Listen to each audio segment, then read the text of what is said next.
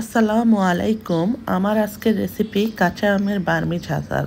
এটি কক্সবাজারের খুবই জনপ্রিয় একটি আচার। এই আচারটি খেতে অনেক মজার হয়। আজকের রেসিপিটি ভালো লাগলে একবার ট্রাই করে দেখতে পারেন।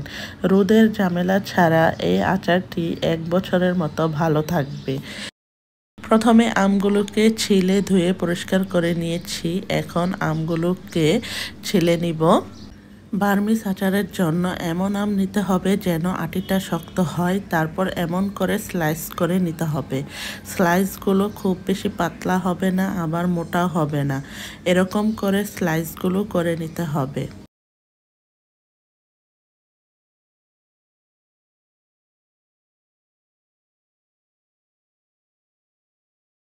তো এখন হচ্ছে আমের স্লাইসগুলোর মধ্যে 1 কাপ চিনি দিয়ে দিব। আমার এখানে 1 কেজি আম ছিল। তারপর দিয়ে দিব 2 চা চামচ ভিনেগার অথবা সিরকা, যে যেভাবে চিনি থাকেন আপনারা। এখন এই চিনির সাথে আমের টুকরোগুলো ভালো করে নেড়ে চেড়ে মিশিয়ে নিয়ে 1 ঘন্টা রেস্টে রেখে দিব। এই 1 ঘন্টায় চিনিটা যখন গলে পানি ছেড়ে দিবে তখন চুলায় বসিয়ে দিব। এখানে কোনো এক্সট্রা পানি দেওয়া যাবে না, মাঝারি আঁচে জাল করে নিতে হবে। যখন দেখা যাবে এরকম ফুটতে শুরু করেছে ওই পর্যায়ে চুলার আঁচ কমিয়ে দিতে হবে আর মাঝে মাঝে নেড়েচেড়ে দিতে হবে। বেশ কিছুক্ষণ জাল করে নেওয়ার পর 1/4 চা চামচ হলুদের গুঁড়া আর মরিচের গুঁড়া, পরিমাণ মতো লবণ দিয়ে ভালো করে মিশিয়ে নিচ্ছি। আর আচারের জন্য একটা স্পেশাল মশলা বানিয়ে নিব।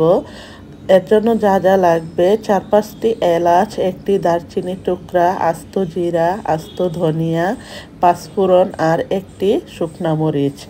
এখন এগুলো ভালো করে নেড়ে চেড়ে ভেজে নিব।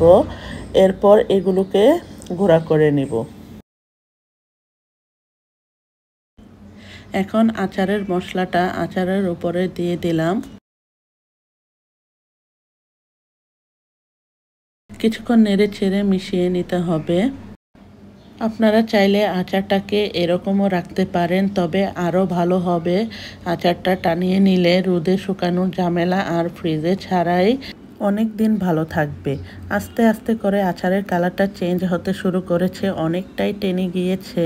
চুলা থেকে নামালে আরও কিছুটা টেনে যাবে। আপনারা দেখতেই পাচ্ছেন কতটা সুন্দর হয়েছে এবং একটার সাথে আরেকটা লেগে যায়নি। প্রতিটা স্লাইস আলাদা আছে।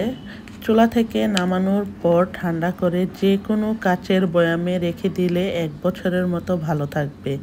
আশা করছি আজকের বার্মিজ আচারের রেসিপিটা আপনাদের কাছে ভালো লাগবে। যারা এতক্ষণ সাথেই ছিলেন সবাইকে অসংখ্য ধন্যবাদ জানিয়ে বিদায় নিচ্ছি। আল্লাহ হাফেজ।